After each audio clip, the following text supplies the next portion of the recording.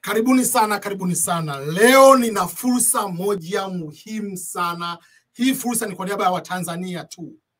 Ni scholarship kwa niaba ya Watanzania kuja kusoma master's degree nchini Marekani na kuja kusoma PhD degree Marekani.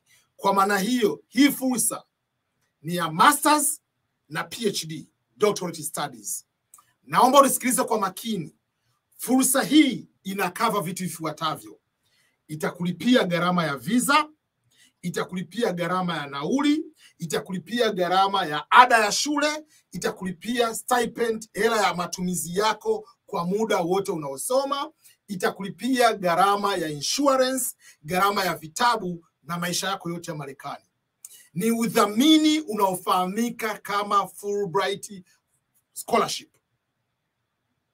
Ni udhamini pekee mkubwa duniani, na udhamini huu unatolewa na serikali ya Marekani. Naomba unisikilize. Kama huna vigezo, usiishie tu kuangalia hii video. Hakikisha unachukua video hii, unamtumia rafiki yako. Hakikisha unatumia video hii, unaiweka katika Insta status yako. Unawatumia watu katika WhatsApp, watumie watu katika Facebook waweze kuangalia. Maana ujanja ni kushare fursa.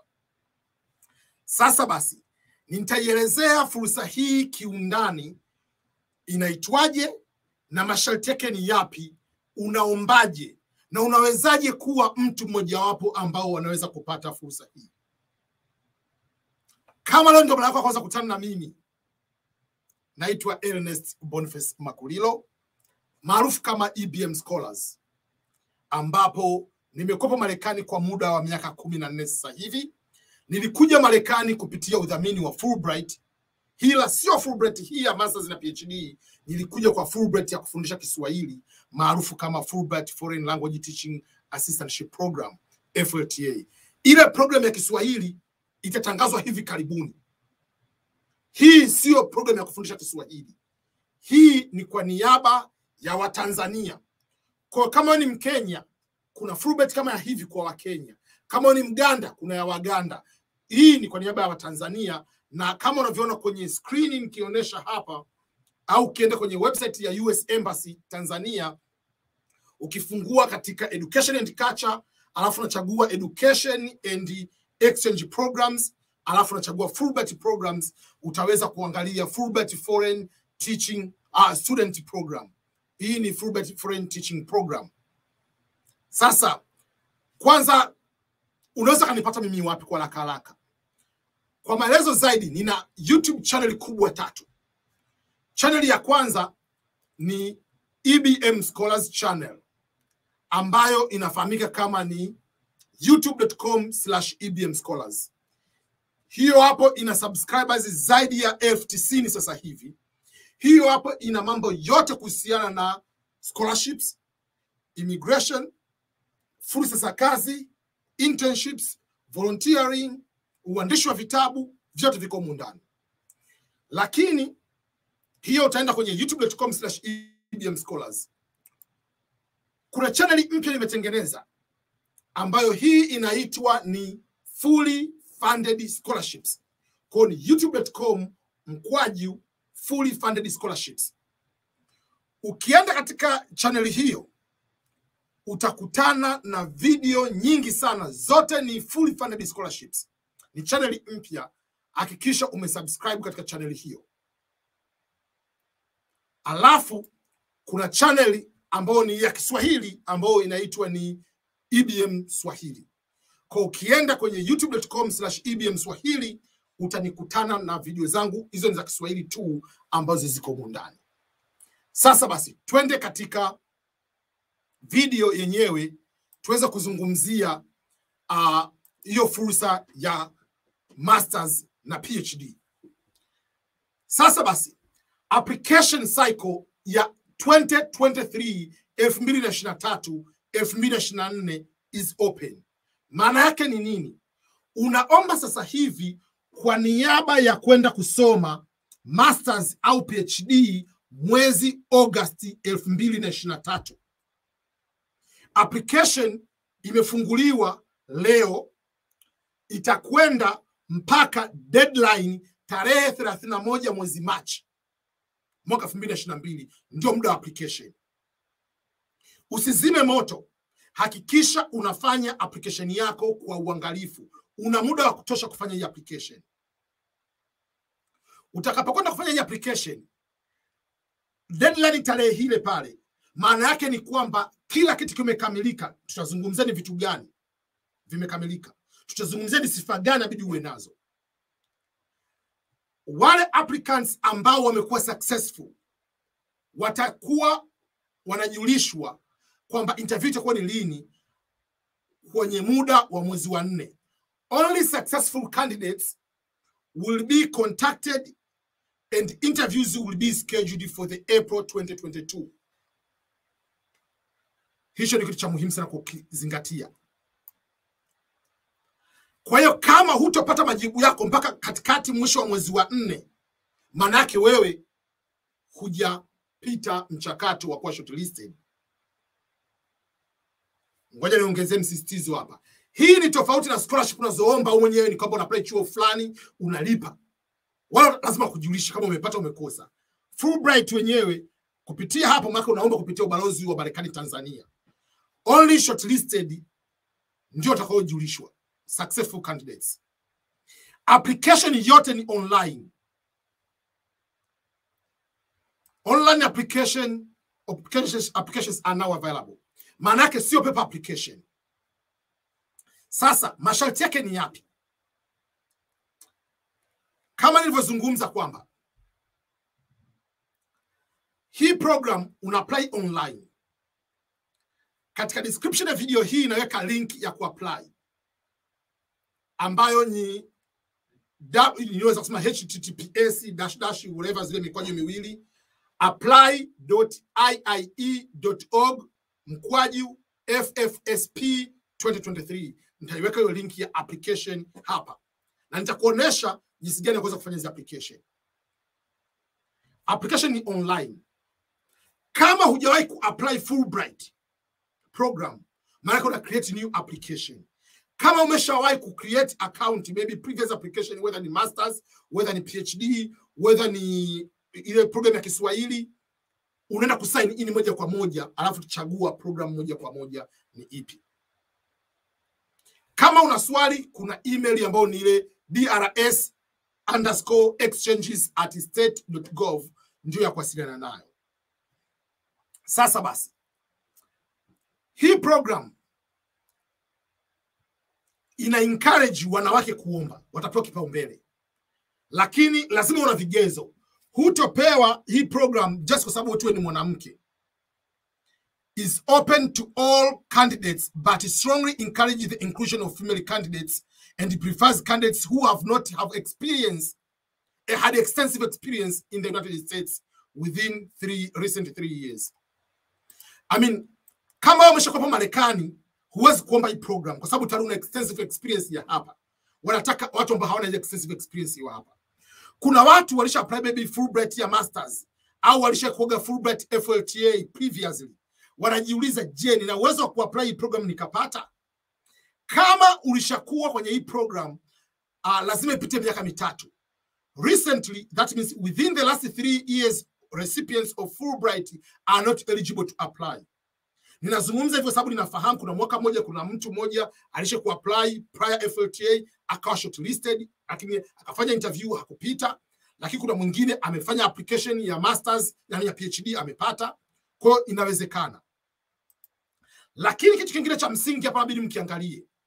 Program hii Fulbright watakulipia ni miaka 2. Maximum funding ni 2 years. Lakini kumbuka kwamba program hii ukienda kufanya, kama ukifanya doctorate ni zaidi ya miaka 2. Ndio maana wanasema kwamba it is important to note that doctoral degree candidates will typically need to secure additional funding to complete their course of study, and we now prioritize the selection of Fulbright master's candidates over PhD candidates. Haina maana kwamba watachukua watu wa PhD, ila wanachukua masters na PhD. Program ina funding miaka 2. Kama ukiapply PhD ukapata hii program, maana yake ni kwamba baada ya miaka miwili ya kufanya ile coursework ya PhD yako, inabidi uombe assistantship katika chuo chako uweze kuendelea. Ninafahamu watu wengi waliomaliza Fulbright PhD kupitia hii program, ila priority itapewa kwa watu wa masters. Kuna watu wana masters tayari, hukatazwa kuomba another masters if you want, lakini wana strong reason kwa nini unaomba masters nyingine. Tayari una masters. Hicho ni kitu cha msingi cha kuzingatia. Kitu kingine, kwa watu ambao wana disability hawawezi kuapply, ni kwamba kuna uwezekano wa kuweza kuwa encourage jinsi gani wanaweza kupewa support ya kufanya application. Na hata kama uko na disability ukija kusoma Marekani kwenye hii program, utaweza kupewa support, utapewa extra grant. Ndio maana wanazungumza kwamba the US government has provided to the previous grantees with extra screen readers, note-taking software, laptops, cell phone, canes, wheelchairs to assist them while they are in the United States. Sasa, what are the requirements? Ziko very, very clear. Nisikilize kwa makini. Requirement number 1. Obviously, you must be a citizen of the United Republic of Tanzania or a permanent resident ambaye bado ni Mtanzania. Kwa mfano, wewe ni permanent resident wa Marekani, lakini wewe bado ni Mtanzania na huna experience nyingi Marekani. Kumbuka kuna ile experience ya Marekani wamezungumzia. Obviously sio Mtanzania. Kitu cha pili, ni lazima uwe na matokeo mazuri. Ndipo pa GPA yako unapokuja. Applicants must have a record of outstanding academic achievement and the preparation in their chosen field of study. Lazima una matokeo mazuri. Hawajasema, lakini hapa second class tunafahamu kwamba 3.5 and above ni nzuri zaidi. Nimeshakuona mtu mwenye 3.3 ameitwa kwenye interview. Kikubwa kuna vitu vinginevyo vinavyokuja kuongezea CV yako utakavyoandika, statement of purpose, recommendation letters, all those kind of things zitakuja kuplay part. They must show the high motivation and serious commitment to completing the program and returning home. Kwa lazima uwe na commitment kwenye statement of purpose yako. Hata kama usipozungumza, lazima uandike kwamba you are planning to return home. Na utakapo return home, what are you going to do once you return home? Hivyo ni vitu vya msingi. Kwamba unakuja kufanya nini katika maendeleo ya taifa lako. Kitu kingine, kwa mwanafunzi anayeomba masters, lazima obviously awe ana bachelor degree.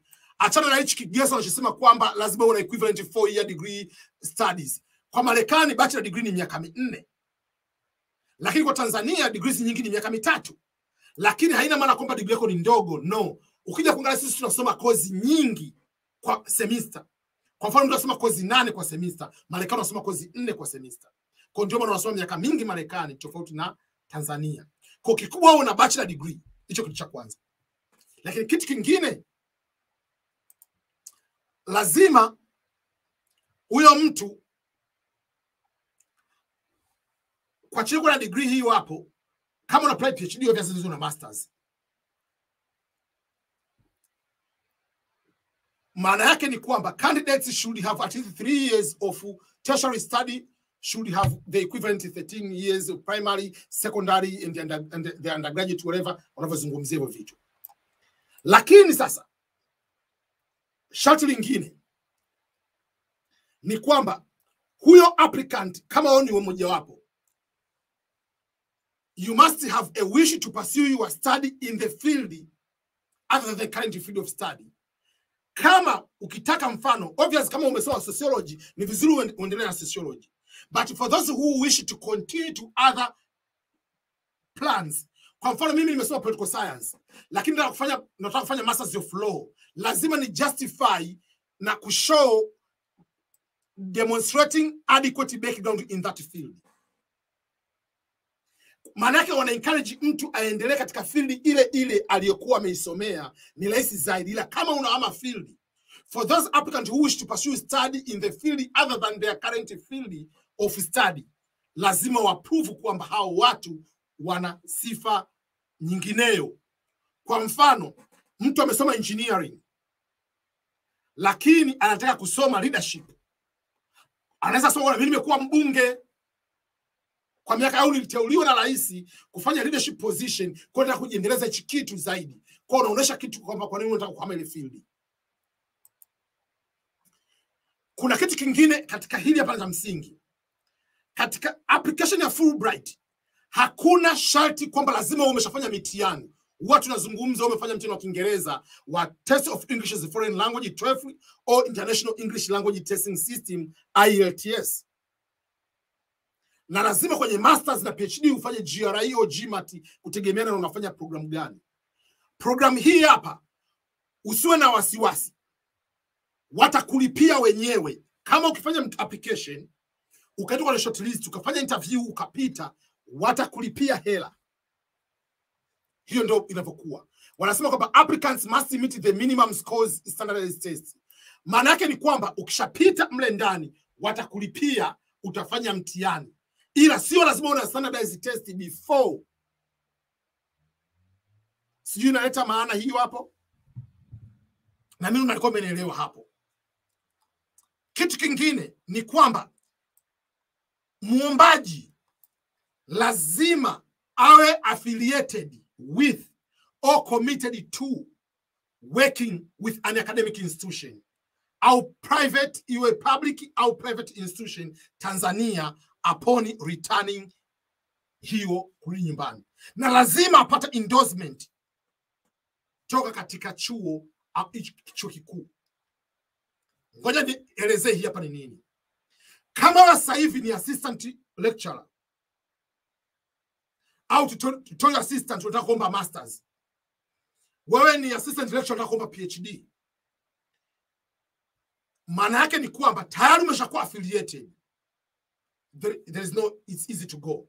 Ila mimi tuseme kama sasa nafanya kazi benki, nina matokeo mazuri, sifanyi kazi ya ualimu kufundisha vyuo, itanilazimu katika statement of purpose yangu nizungumze kwamba mimi lengo langu kubwa ni kwamba nikasome hii masters, nitakaporudi Tanzania nitakuwa nafundisha chuo kikuu, nataka kuendelea kufundisha vyuo vikuu Tanzania, either ni private au public. Na lazima nikapate endorsement, lazima nipate recommendation letter, lazima nipate support kwamba unaweza kwenda kwa head of department, kwa mfano Open University, wakaandika bwana huyu mtu ni fulani bin fulani, tunamuona vizuri, matokeo yake ni mazuri. Kama akienda kusoma hii program, akirudi tutaweza kumwajiri huyu mtu. Kwa wanakuendorse kwamba wewe ni mtu ambaye wanakuhitaji kurudi chuoni pale kufundisha, hata kama sasa hivi ufundishi katika kile chuo. Ndicho maana anasema kwamba applicants must be affiliated with or committed to working at academic institution or public or private institutions in Tanzania upon and should have endorsement upon return and should have endorsement of their home institution. Endorsement manake ni special recommendation letter as endorsement. Applicants should have a high motivation and a serious commitment to complete the program as scheduled and return home. Lazima uoneshe kwamba una uwezo wa kusoma ile program, motivation ya kumaliza, na ukirudi urudi nyumbani. Na kurudi kufanya nini? Kumbuka, tofauti na program nyinginezo, sababu mimi kirudi nitaenda kijijini, nitafanya kitu plan hii na hii. Hawa hapa hii Fulbright ya masters na PhD ni commitment ya kurudi Tanzania na kufundisha. Kwa usije ukasema kwa mimi kirudi nataka nikagombea ubunge mwaka 2025 jimbo la Ujiji Kigoma kule kwa no. Mimi sijui nimeshachukua form ya Chadema ya CCM nataka niende kuwa diwani. They don't care about that. Ukifanya hivyo wanakula kichwa. Wanataka commitment ukirudi Tanzania uje kufanya kazi ya kufundisha.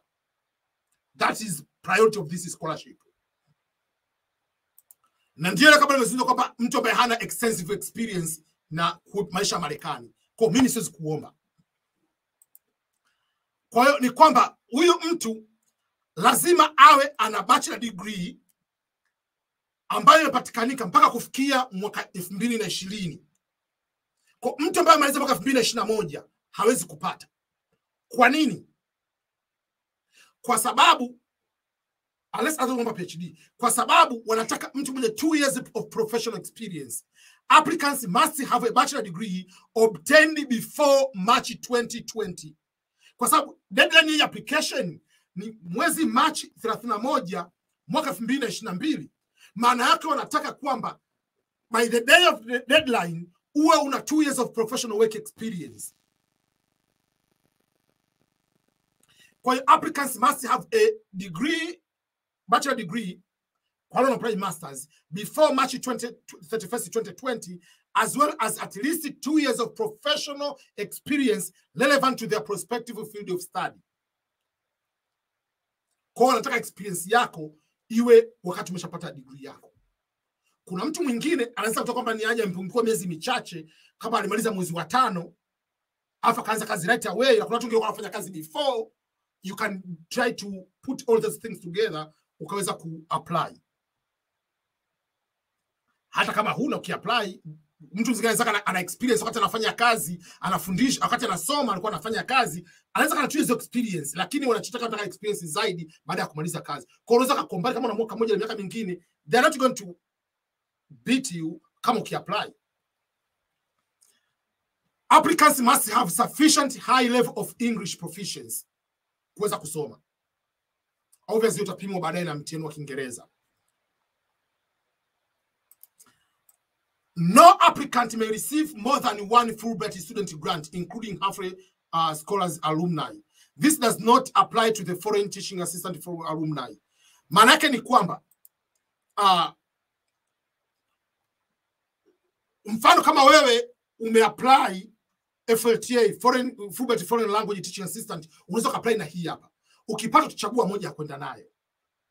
Alumni wa FLTA anaruhusiwa kuomba hapa as long as ameshakaa miaka 2 nchini Tanzania, amerudi kwa Tanzania. Au ule unasoma miaka 3 previous grantee for 3 years unaruhusiwa kuomba. Kwa hiyo tunakizungumza. Obviously, staff wa US Embassy, Department of State, USAID hawaruhusiwi kuomba. Kwa hayo ndio masharti ya muhimu kwa katika kitu cha mbele pale. Narudia tena, funding ni maximum for 2 years for master's degree or doctoral studies. Lakini doctoral studies inaenda zaidi ya miaka 2. Kwa kama ikienda zaidi ya miaka 2, there is no problem. You have to know how to find the assistantship in your own university. Na kumbuka unapelekwa katika vyuo vikuu vikubwa sana ambavyo tayari vina hizi assistantship program. Na wamesema kabisa kwamba priority itakuwa given kwa watu wanaofanya masters. Kwa wanasema kwamba students accepted degree programs less than 2 years are eligible to receive only the funding for that degree program. Kwa kama ukiapply masters ya mwaka mmoja, watakulipia mwaka mmoja. Ukiapply masters miaka 2 utapewa miaka 2. Lakini PhD candidates who secure funding from outside will remain under Fulbright visa sponsorship other than the hiyo kuihamisha ile pale. Kama mtu anasema PhD ile zaidi ya miaka 2, wanasema kwamba for those PhD candidates unable to secure funding for additional years will return home without completing their PhD. Huwa kawaida wanachofanya una convert ile miaka 2 ulifanya course wiki, unaweza kupewa another masters program, au kaenda kule ukaenda ukafanya dissertation yako kutoka katika nchi yako ya Tanzania, ukamalizia kutoka Tanzania. Jinsi gani wewe na chuo chako mtakapokubaliana. Na application ni online. Ukishashinda, sasa kuna baadhi ya vitu vingine ambavyo vinatakiwa katika application. Obviously utafanya application form online, utaijaza online application form. Lazima usubmit academic transcript. Lazima uwe na 3 recommendation letters ambazo zitafanywa online. Na only shortlisted candidates watakufanywa online, watafanywa interview na panel interview. Na ukipitishwa pale, mtaambiwa mfanye utafanya medical test, utatakiwa kufanya mitihani ya Kiingereza, English Proficiency Test, na watakulipia ufanye GRE exam. Hivyo ni vitu vya msingi ambavyo ni vya kuamini hivyo hapo. Sasa basi, ukienda katika website hii hapa ambayo naitoa kwenye link hapa, kwenye pembeni kuna online application form instructions, kuna application checklist, study objective and personal statements guideline. Hivyo ni vitu vya msingi sana, lazima uvifuate. Kwa mfano, ukienda katika hiyo guidelines, hizo instructions za kucomplete, hizo instruction ni PDF form ambayo nitakuwekea pale, imeeleza kabisa kwamba CV yako inaandikwaje, academic, kila kitu kimeandikwa huko ndani. Statement of purpose, kwa ni page 30 ambazo ni muhimu sana, lazima uwe nazo. How to create your account, kila kitu nimekuelezea hapo. To register your account, how to apply. Ukisha create account, kuna swali moja wanauliza, swali moja kwamba have you contacted the Fulbright Commission in your country? Sema yes. Usiposema yes, huwezi kuendelea na application. Then inabidi uendelee. Hii application sio kama inabidi ujaze yote kwa pamoja uimalize. Unaweza ukajaza, ukimaliza una save, ukija kesho yake utaendelea. Unapoenda kuja kuandika hizi essays, andika S, hakikisha hakuna plagiarism, kwa sababu utachukua essay yako wataweka katika plagiarism kuangalia kama umeangalizia. Kumbuka kwamba lazima uichukue hiyo essay uweke katika grammarly.com, ni website kusaidia kuweka grammar yako ikae vizuri. Hakikisha unampa mtu aweze kusoma essay yako vizuri, ili uweze kupata kitu ambacho kinakuwepo vizuri. Kinakuelezea jinsi gani ku manage application yako. Kwa hiyo recommendation letters, nani submit hizo recommendation letters? Recommendation letters should be submitted directly. Mtu ukijaza ile form, kuna jinsi kuandika email zao na information zao, anatumia mtu email, akijaza ile email itaenda moja kwa moja kwenye Fulbright. Usitumie ile printed one, tumia ile ya online, ndio nzuri. Na lazima huyo mtu submit before deadline.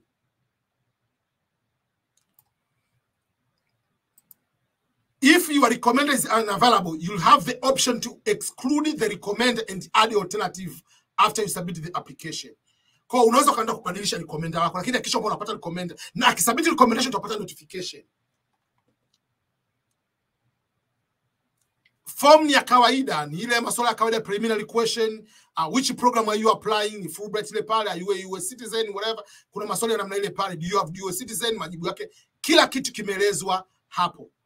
Eligibility tunarudia, wameshavizungumzia vile masharti yake, funding 2 years na vitu vya namna ile pale ambavyo ni vya msingi. Then katika ile main page ya application kuna application checklist. Hiyo application checklist maana yake make sure umecomplete application form. Hakikisha kwamba una letters of references, minimum ni 3 professional references. Lazima ziwe instructors, professors au work supervisors ambao wanakufahamu vizuri. Kwa sababu unaomba hii ni academic scholarship, hakikisha unakuwa at least scholarship recommendation 2 za academic, yani former professors walokufundisha, na at least 1 ya kuonesha work experience yako, your work supervisor au your employer. Na lazima ziandikwe katika Kiingereza. CV lazima maximum ni page 4. Ikizidi page 4 wanakwambia ni makosa. You wear a compilation of work experience, na work experience can be paid or unpaid, volunteering or paid, whatever inakuwepo. Education, skills and other activities. Kuna video nishazungumzia mambo swala mazima ya kuandika CV, competitive CV. Usiandike CV, date of birth, marital status, religion, tribalism, tribe, whatever, upuzi namna ile, achana nao. Unaandika CV, unaomba PhD, unaweka education experience, education yako, primary school, secondary school, who cares? Kwa au makosa yote tumeshazungumzia humo ndani. Wanaposema diplomas wanamaanisha ni certificates, vile vyeti. Kumbuka neno diploma ni neno la Kiingereza, kwa lazima uambatanishe vyeti vyako. Vile ni kwamba kwa mtu ambaye obviously matokeo ukipata utatakiwa kwenye application, unasema ya kuweka application test kama umeshafanya.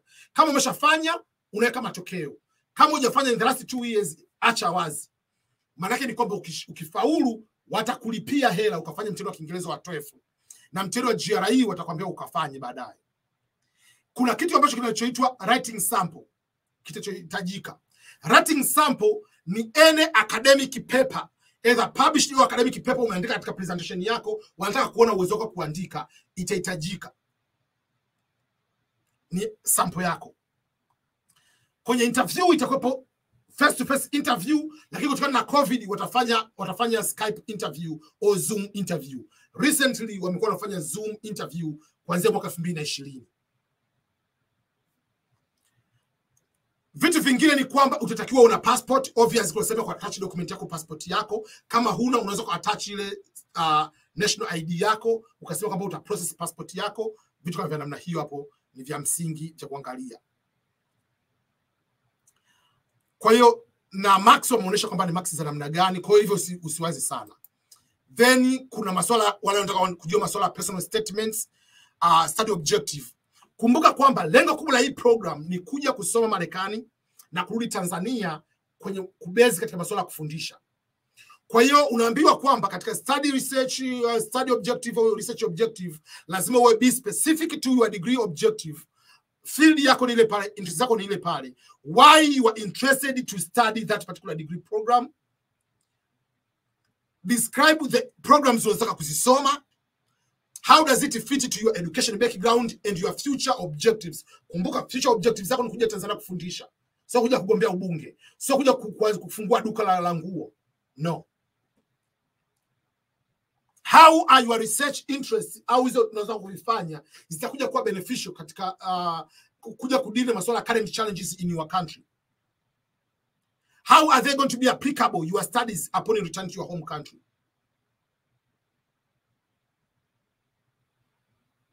Kwa even vitu vya msingi vya kuviangalia. Personal statement. Personal statement hii ni tunasema kwamba unasema kwamba ni is a narrative statement which you provide kuhusiana na wewe, individual and your future contributions. Kwa hiyo hapa sio sehemu ya kusema mimi ni yatima, mimi ni masikini, mimi nilitembea kwa miguu kutoka Kazura Mimba kwenda mpaka Kigoma mjini shule. Hawataki upuuzi wa namna ile pale. Wanataka kuonesha demonstrate your unique qualifications of your chosen field. Kwa bwana mimi nina degree hii hapa, nina background hii hapa ya kazi na education. Nikienda katika future program yangu nataka kufanya 1, 2, 3. What kind of contribution are you going to make? What is your intention to do with your degree? Kama utembea peku, yeye mtembea peku, hakuna shule, kwa hiyo nitaenda kufundisha chuo chetu cha msingi kwa Muyama Kigoma. Kama kuna chuo kikuu sawa, nenda sema tena kufundisha kwa sababu hamna walimu. Get endorsement from that university.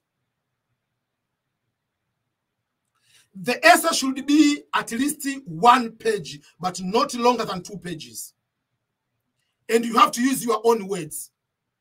Achana na mambo according to blah blah blah kwenye hizi ni personal narrative. Achana na mambo kuquote ya sawa, lakini achana mambo namna ile pale. But if you're quoting someone, you must credit ile pale. Usipo credit mpaka umeplagiarize, wanakufyeka. Na plagiarism ni kutumia maneno ya mtu au kazi ya mtu bila kumacknowledge. Na baada ya hiyo hapo maana yake ni kwamba umekufyeka. Academic dishonest. Kwa hivyo ni vitu vya msingi mno ambavyo vimewekwa hapo. Na then kuna website ambayo ni ya kuapply yenyewe ile pale. Kwa kama una nani umesha kuapply unaweka unaenda moja kwa moja kuapply. Ila kama huja kuapply unaenda kucreate account na unaweza kwenda kufanya process kama kawaida. Una register your email, first name, last name, birthday na kuendelea kama kawaida. Kama una swali niulize. Ila naamini kabisa kila kitu ambacho nimekueleza hapa ni cha msingi mno. Hakikisha kwamba unaenda kusubscribe katika video zinginezo kwa channel zangu. Hakikisha unaenda kusoma vizuri. Soma masharti ya program kabla hujakurupuka na kwenda kujaza. Usiende kuzima moto. Deadline tarehe 31 hiyo hapo. Watakulipia visa, nauli na kila kitu. Na hii program haihitaji umefanya mitihani ya Kiingereza before. Statement of purpose ni muhimu sana.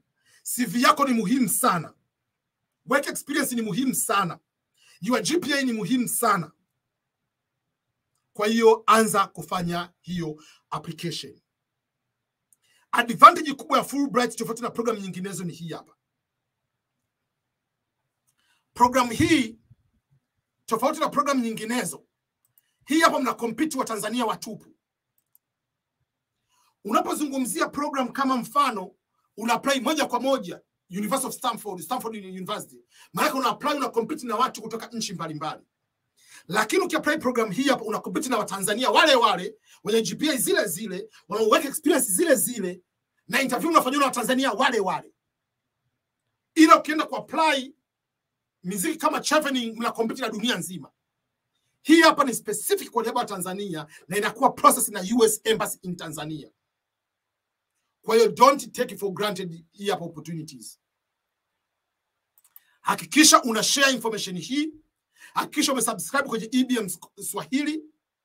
Umeenda katika website YouTube ya Full Funded Scholarships, umesubscribe kwenye EBM Scholars. Lakini vile vile kuna YouTube, kuna channel yangu ambayo kuna scholarships na ziposti mle ndani ambayo inaitwa ebmscholarships.com, utanikuta hapo. Kuna opportunities nyingi huwa naziposti huko ndani zaidi. Lakini vile vile nimefungua kampuni mpya kwa watu wanatakiwa mimi niwafanyie application, ni wa guide, nisome essays zao, ni kwa kufanya zile kwamba huyo mtu anaweza kwenda kwenye ebmscholars.com ambao ni consulting company, ni mpya ambayo akienda pale anaweza akanitumia email kwenye contact me au akaandika email katika email ambayo inaitwa ni ebm@ebmscholars.com. Akiniandikia email nitaweza kujibu hapo. Hiyo ni kwa niaba watu wanataka paid service. Ila kama mazingira kawaida ukienda kusoma ukienda kwenye YouTube ukasikiliza video zangu zimeeleza, kwenye blog yangu nimeeleza mambo mengi jinsi gani unavyoweza kuandika CV, statement of purpose, hivyo vitu vyote nimevielezea. You can do on your own, lakini ukitaka mimi ku review hizo services utaweza kulipia. Ukienda katika ebmscholars.com au kaniandikia ebm@ebmscholars.com, na kuna namba ya simu kwenye contact me, kuna namba ya simu ambayo unaweza kuipata na kuweza kunijulisha. Kwa haraka namba ya simu ya hiyo hapo ni kwamba kumbuka unanitumia WhatsApp message kwenye namba ambayo ni +1 913 687 8922. Hiyo namba ni alama kujumlisha 1913 687 8922. Hiyo ni kwa niaba ya mtu anataka alipie service aweze kusaidiwa. Ila kama unataka for free usinitumie namba, sikujibu kwenye hiyo hapo. Hiyo ni kwa niaba ya paid consultation katika mazingira hayo hapo. Nje hapo nikutakie mafanikio mema. Hakikisha unafanya utaratibu wa kitu kimoja. Hakikisha unakwenda kushare video hii. Kama video za kila mzee Mpili unaweza kuzishare, video za watu ambao wanafanya comedy, wanafanya muziki unaweza kushare, basi hakikisha kwamba unaweza kushare na fursa hii na watu wengine. Kumbuka fursa hii ni kwa niaba ya masters na PhD, japokuwa kipaumbele kinapewa watu wa masters. Ni fully funded. Nilikuja Marekani mwaka 2008 kupitia program ya Fulbright, na ninahakikisha kwamba na wewe unakuwa ni mmoja kati wa watu ambao wanakuja kwenye hii program. Kwa wale wanasubiria program ya Kiswahili, program ya Kiswahili itakuja baada ya siku kadhaa, nitaifanyia video yake. Bado hawajatangaza, tutatangaza, tutaweka hapa. Hii ni kwa niaba ya masters na PhD kusoma Marekani under Fulbright scholarship. Uhitaji kuwa umefanya mitihani. Kwa hiyo all the best. Share video hii. Kama ikuhusu sio tatizo, tuma kwenye magrupu mengineo. Kama unatuma mechi za Simba na Yanga, kama unatuma vituko vya joti kwenye watu wengineo, kwa nini usitume fursa na wengine waweze kufanikiwa? Kwa hiyo naomba niishie hapa. Nishukuru sana, asante sana, na kutakia mwaka mpya mwema. Lakini fursa hii ni muhimu sana. Mungu azidi kukubariki na uweze kufanikiwa. All the best. Kwa heri. Ni mimi hapa Ernest Boniface Makulilo, EBM and EBM out.